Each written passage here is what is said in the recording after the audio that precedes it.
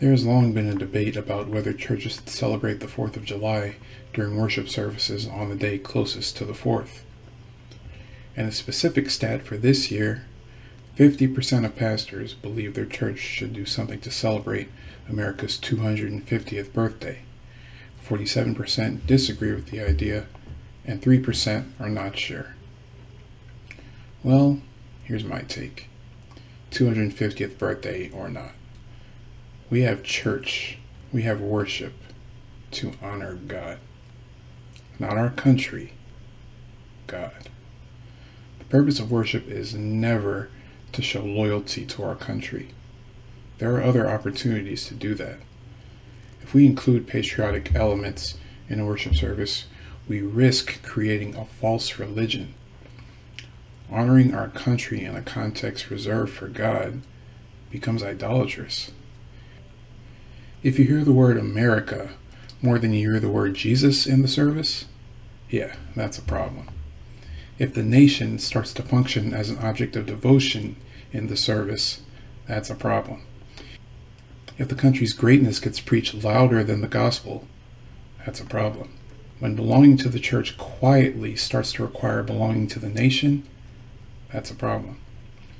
When the American flag starts to outnumber the number of crosses or the number of Bibles inside the sanctuary, that's a problem. If we're singing songs about nationalism instead of God's faithfulness, that's a problem. And just look at our country, all our symbols. They're idols. Statue of Liberty, designed after a pagan goddess, Libertas. Mount Rushmore, practically a shrine to Freemasonry.